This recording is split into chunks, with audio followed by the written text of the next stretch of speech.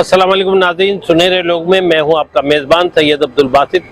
नाज़रीन, जैसा कि आप जानते हैं, सुनहरे लोग में ऐसी शख्सियत के इंटरव्यू लिए जाते हैं जो पाकिस्तान बल्कि किसी भी शोबे में पाकिस्तान के लिए खिदमत अंजाम दे रहे हैं, चाहे पाकिस्तान में हो, पाकिस्तान से बाहर हो।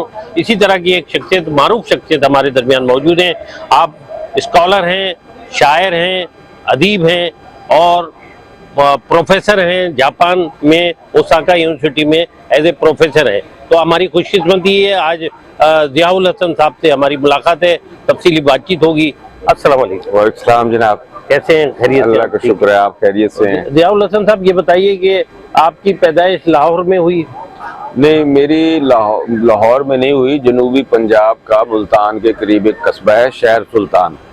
मेरी पैदाइश तो वहाँ की है, लेकिन मैं प्राइमरी स्कूल में पढ़ता था जब हम लाहौर शिफ्ट हो गए। तो लाहौर में आपने स्कूल की तालीम लाहौर में आती? जी, मेरी सारी स्कूलिंग यानी प्राइमरी से लेके पीएचडी तक मैंने सारी तालीम लाहौर से ही हासिल। हमारे नाज़रीन को आप बताएंगे कि वो असातिज़ा थे स्कूल में जो तालीम देते थे, और वो जो वालिदैन के साथ जो आपने बचपन गुजारा, कुछ यादें ज़रूर शेयर करें, क्योंकि हर एक को यादें अपनी भूलते नहीं है लोग। जी, असल में हमारा जो ज़माना था ये तो है 70 की दहाई का ज़माना, मेरे स्कूलिंग का ज़माना जो है, तो वो आज से बहुत मुख्तलिफ ज़माना था। स्कूल भी मुख्तलिफ थे। इस तरह से अभी प्राइवेट स्कूलों का रिवाज पाकिस्तान में नहीं हुआ था। बेहतरीन स्कूल सरकारी स्कूल होते थे, बेहतरीन तालीम और बेहतरीन असातिज़ा। हाँ, बेहतरीन असातिज़ा, बेहतरीन इदारे सरकारी इदारे थे। तो मैं लाहौर में हमारे घर के करीब एक बहुत बड़ा स्कूल था, गवर्नमेंट चवुर्जी गार्डन्स हाई स्कूल, माशाल्लाह। तो वहाँ से मैट्रिक तक मैंने तालीम हासिल की। तो उन असातिज़ा ने वो बड़ी मोहब्बत से पढ़ाते थे। सख्ती भी होती थी, लेकिन वो सख्ती भी हमारे लिए फ़ायदेमंद थी। अब जो निज़ाम है उसमें सख्ती नहीं है, तो सीखने का अमल भी कुछ उतना कम है। आपने अदब की तरफ जो रुझान हुआ आपका, क्या कॉलेज से हुआ या कॉलेज के दौरान हुआ? जी, मैं उस वक्त इंटरमीडिएट में पढ़ता था। ये 1980 की बात है, जब मैंने ऐसे जैसे होता है ना मजाक में गज़ल कही, तो वो हमारे घर के सामने एक अदीब शायर रहते थे, अजहर गौरी साहब, तो उनका भाई मेरा दोस्त था। तो कहने लगा, अच्छा मेरा भाई भी शायर है, चलो मिलवाता हूँ। वाह वाह, एक जरिया बन गया। हाँ, तो मैं उनसे मिलने गया, उन्होंने सुनी और कहा ये तुमने खुद लिखी है? मैंने कहा जी। कहने लगे, अच्छा तो फिर अभी कोई शेर बना के सुनाओ। तो उस वक्त हम चाय पी रहे थे। क्या बात। तो मैंने उस वक्त शेर बनाया कि उम्र भर की तमाम तलखी को चाय के कप में घोल कर उठे। तो वो कहने लगे, हाँ ठीक है, तुम शेर कहते हो, तो मैं तुम्हें कल एक ऐसे आदमी के पास ले जाऊंगा जो गज़ल को बहुत अच्छा समझते हैं और तुम्हारी तरबियत करेंगे शायरी के हवाले से। तो इस तरह मेरी अपने उस्ताद मोहम्मद खालिद साहब से जो पहली मुलाकात थी वो हुई। अगरचे वो मेरे क्लास टीचर भी थे, एफएससी में मैं पढ़ता था, तो वहाँ हमारे वो उर्दू के उस्ताद थे, लेकिन ये जो ज़ाती एक तारुफ था वो फिर उनके ज़रिए से हुआ। उन्होंने मेरी बड़ी तरबियत की। तो ये तो रहा आपके लिखने लिखाने का। अब ये बताइए कि आपने शायरी का आगाज कब और कैसे किया? यही मैं बता रहा था कि शायरी का आगाज मेरा 1980 में हुआ। 1980 में और गज़ल लिखने से हुआ, लेकिन उस ज़माने में 1980 से 85-86 तक ये 5-6 साल मैंने बहुत, जैसे मश्क की शायरी होती है ना, वो यानी हर 3 महीने बाद एक नई नोटबुक की मुझे बिल्कुल सही है, बिल्कुल सही है। ज़ियाउल हसन भाई, आपकी रहनुमाई और इस्लाह किस शायर और अदीब ने की जो आपको आज तक याद है कि मैंने आगाज किया और मेरे साथ इन लोगों ने बड़ा ताउन किया? जी, मेरे उस्ताद थे मोहम्मद खालिद साहब। वो मेरे क्लास के उस्ताद भी थे एफएससी के, और शायरी में मेरी तरबियत उन्होंने की। मैं ये कहता हूँ कि उन्होंने मुझे एक एक लफ्ज़ करके शायरी सिखाई। क्या बात, क्या बात। तो उनका तरीका ये होता था, हम किसी शायर को पढ़ते थे और कहीं तलफ़ुज़ में मसला होता था तो बताते थे कि नहीं इस लफ्ज़, मतलब मैंने एक दफ़ा गज़ल कही, उसका काफिया था सब्र जबर कब्र, और मैंने बांधा हुआ था सबर जबर कब्र, उसको सही किया। तो उन्होंने कहा कि यार ये लफ्ज़ ऐसे है, اور اس فیملی کے سارے لفظ اس لفظ میں ہوں گے. کیا کہنے. تو وہ اس طرح سے وہ لفظوں کی فیملیز مجھے بتاتے تھے, بالکل, جس کی وجہ سے وہ میرے لیے آسانی ہو جاتی تھی, اور زبان کو سمجھنے میں, لفظ کو سمجھنے میں, تلفظ کو سمجھنے میں, معنی کو سمجھنے میں. ضیاء الحسن بھائی, آپ کی شاعری میں کون سے اصناف ہے اور کتنے مجموعے آ چکے ہیں؟ میری شاعری کے 3 مجموعے شائع ہوئے ہیں اب تک. تو اس میں زیادہ تر تو غزلیں ہیں, میں غزل کا شاعر ہی ہوں ماشاءاللہ. لیکن جو میرا دوسرا مجموعہ تھا اس میں کچھ نظمیں تھیں, ان کا عنوان بھی تھا آدھی بھوک اور پوری گالیاں. تو وہ جنوبی پنجاب کے جو کسان ہیں وہ کیا زندگی گزار رہے ہیں, ان کا کلچر کیا ہے, ان کا معاشی ڈھانچہ کیا ہے, جو سماجی جبر ہے ان پہ, تو اس حوالے سے وہ نظمیں تھیں. تو وہ میں نے نثری نظمیں بھی کہی ہیں, آزاد نظمیں بھی کہی ہیں, پابند نظمیں بھی کہی ہیں, کیا کہنا. لیکن میرا زیادہ کام غزل کی شاعری میں ہے. ضیاء الحسن بھائی, آپ کی شاعری میں جو مجموعے آ چکے ہیں 3 مجموعے غالباً, جی. تو اس مجموعوں میں کس کو زیادہ پذیرائی ملی, ذرا ناظرین کو بتائیں. دیکھیں, میرے جو پہلا مجموعہ تھا اس کا نام تھا بار مسلسل, تو سب سے زیادہ تو اسی مجموعے کے حوالے سے بات ہوتی رہی. تو کیونکہ دوسرا مجموعے میں غزلیں کم تھیں اور نظمیں زیادہ تھیں. آپ کو پتہ ہے ہمارا پاکستان کا جو شعری کلچر ہے اس میں غزل پر زیادہ بات ہوتی ہے یا غزل زیادہ سنی جاتی ہے. لیکن میرا تیسرا جو مجموعہ تھا ازل سے اس کا عنوان تھا, نام تھا, اس میں بھی کچھ نظمیں تھیں لیکن اس میں غزلیں زیادہ تھیں اور نظمیں کم تھیں. یہ بتائیے کہ آپ کی جو ہے نا اردو کی بستیاں جو آباد ہو چکی ہیں, جیسے امریکہ ہے, آسٹریلیا, کینیڈا میں, اور برطانیہ میں, دبئی میں, قطر میں, تو جاپان میں آپ کس طرح دیکھ رہے ہیں اردو کے حوالے سے, ادب کے حوالے سے, شاعری کے حوالے سے, ہمارے ناظرین کو بتائیں. دیکھیے, جاپان میں اردو کی تدریس تو تقریباً 125 سال سے ہو رہی ہے. تو ان کے ہاں ٹوکیو یونیورسٹی میں اور اوساکا یونیورسٹی میں, دائتو بنکا یونیورسٹی میں اردو کی تدریس کا عمل جاری رہا. دائتو بنکا میں اب وہ ڈپارٹمنٹ ختم ہو گیا ہے, لیکن 2 یونیورسٹیوں میں اب بھی ہے. ادب کے حوالے سے چونکہ زیادہ تر پاکستانی جو ان جاپان میں رہتے ہیں وہ کاروں کا بزنس کرتے ہیں, ایک طرح سے بزنس مین ہیں. تو ایک عامر بن علی ایک شاعر ہیں جن کو میں جانتا ہوں جو وہاں رہتے ہیں, اور کوئی زیادہ وہاں شاعری کا ماحول یا فضا نہیں ہے. ضیاء بھائی, اگر کچھ اشعار اچھے جو ہمارے ناظرین کو پسند ہیں, جو آپ کے شاعری وہ شعر جو عوام میں زیادہ پسند کیے جاتے ہیں ہمارے ناظرین, میں غزل پیش کر دیتا ہوں آپ کو. جی کہ جن کو ہے بات کا ڈھب نہیں بولتے, جن کو ہے بات کا ڈھب نہیں بولتے, ظرف ہیں جو لبالب نہیں بولتے, اور بولنے پر نہ یوں ہم کو مجبور کر, ہم نہیں بولتے جب نہیں بولتے, سبحان اللہ. اور ہم کو معلوم ہے گفتگو کس سے ہے, ہم کو معلوم ہے گفتگو کس سے ہے, ہم کو معلوم ہے کب نہیں بولتے. کیا بات ہے. اور بولنے کے بھی آخر کچھ آداب ہیں, بولنے کے بھی آخر کچھ آداب ہیں, بھائی محفل میں یوں سب نہیں بولتے. واہ واہ واہ واہ. اور کیسے کیسے نہ تھے قصہ گو شہر میں, بولتے تھے کبھی اب نہیں بولتے. واہ. اور آدمی چاہیے بولنے کے لیے, عہدہ و جاہ و منصب نہیں بولتے. کیا کہنے. اور چپ لگی ہے ہماری زبانوں کو کیوں, کس لیے آپ ہم اب نہیں بولتے. واہ واہ واہ واہ. ضیاء بھائی, آپ کے نزدیک ادب و شاعری کی اصل تعریف اور اعلیٰ معیار کیا ہے؟ دیکھیے, ہر زبان کے ادب کی تعریف اور معیار کا تعین اس ادب کے بڑے لوگ کرتے ہیں. جیسے غزل کی شاعری کے معیار اور تعریف کے لیے ہم میر اور غالب سے رجوع کریں گے. بالکل ایسے. اور جدید دور میں ہم جو ہمارے فراق ہیں, یگانہ ہیں, یا ناصر کاظمی ہیں, سلیم احمد ہیں, عزیز احمد مدنی ہیں, ان شاعروں سے ہم رجوع کرتے ہیں, وہ ہمیں ایک معیار بتاتے ہیں. تو اسی طرح افسانے کے لیے ہم اردو کے بڑے افسانہ نگار جو ہے منٹو, بیدی, غلام عباس, انتظار حسین, نیر مسعود, اسد محمد خان, ان سے رہنمائی لیتے ہیں. تو بنیادی طور پر ادب علم الانسان ہے.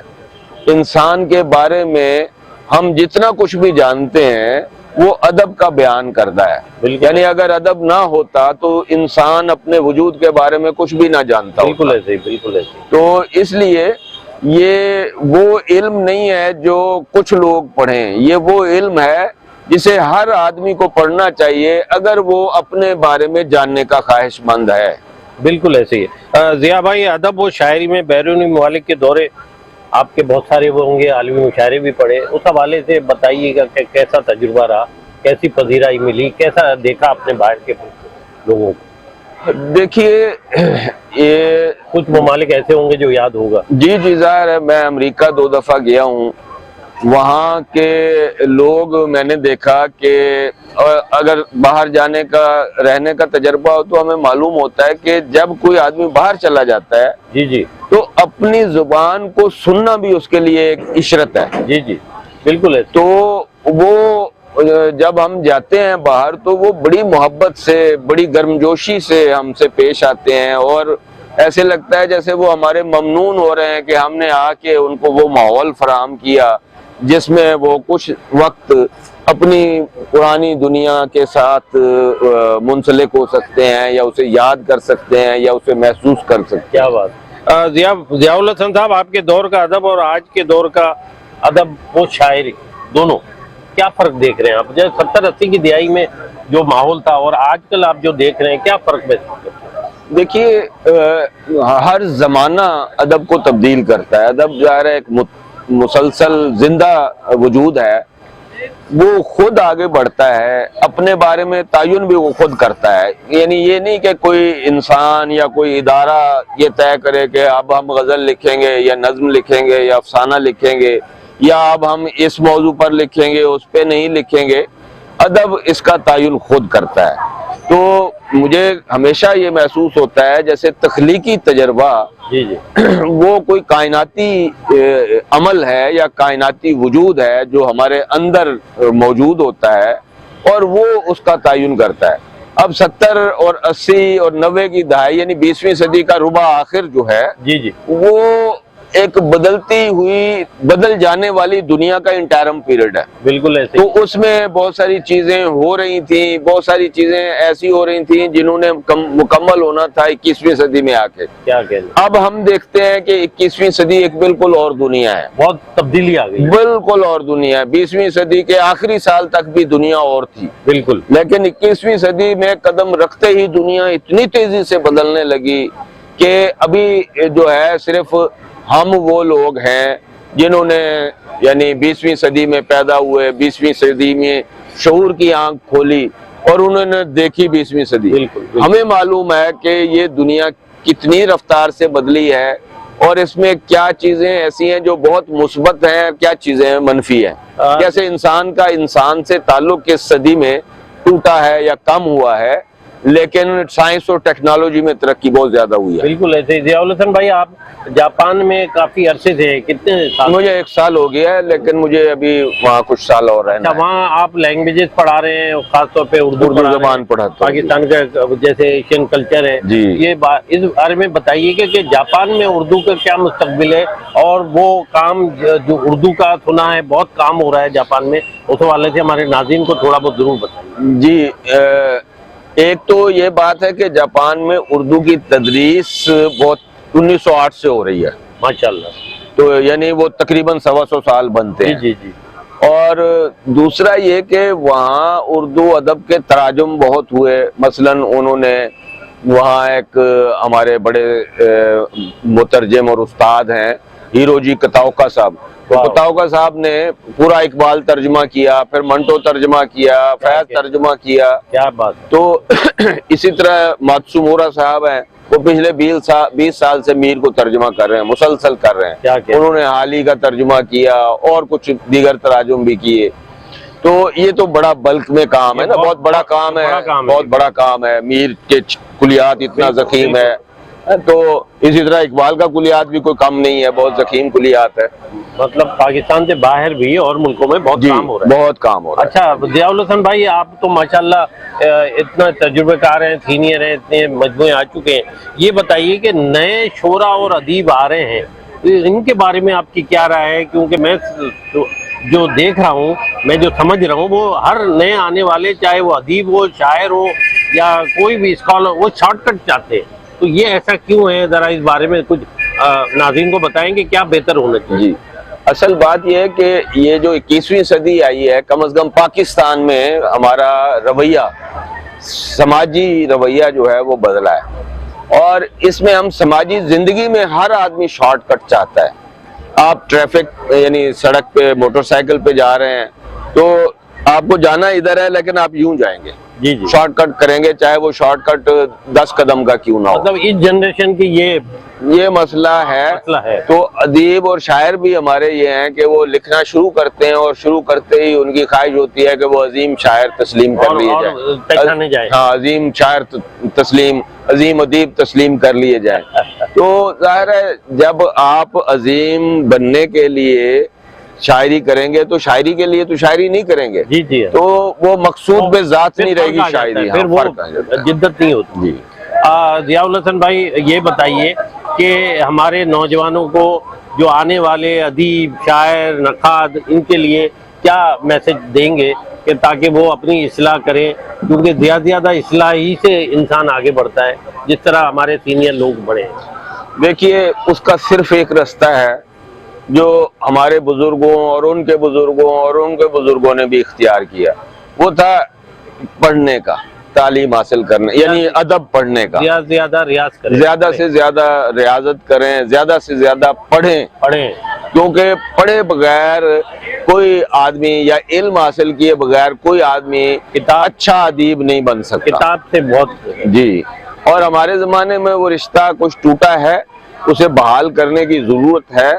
और ख़ास तौर पे वो लोग जो शायरी करते हैं या अफसाने लिखते हैं या तनकीद लिखते हैं, उन पर तो लाजिम है कि वो सिर्फ अपने अदब की रिवायत ही ना पढ़ें, वो पढ़ें, सारी पढ़ें, मुकम्मल पढ़ें और आलमी अदब को भी पढ़ें, ताकि उन्हें मालूम हो कि दुनिया के मुख्तलिफ खित्तों में किस तरह का अदब तख्लीक किया जा रहा है। ज़िया भाई, ये बताइए कि जो पाकिस्तान में इतने बड़े बड़े अदीब और शायर गुजरे, किनके साथ आपने कलाम पढ़ा जो आज तक याद हैं आपके, और बड़े खदावर शोरा और अदीब गुजरे? देखिए, हमारे जो आगाज था 1980 से 80 की दहाई में, उस वक्त लाहौर में बहुत बड़े बड़े अदीब रहते थे, ठीक है, जैसे कासमी साहब हैं, ये अहमदुद्दीन कासमी हैं, डॉक्टर वजीर आगा हैं, क्या कहने, मुजफ्फर अली सैयद साहब थे बहुत बड़े, इंतजार हुसैन हैं, फैज साहब हैं, तो ये जितने बड़े नाम हम जानते हैं, इन सब से हमारा अकीदत का, मोहब्बत का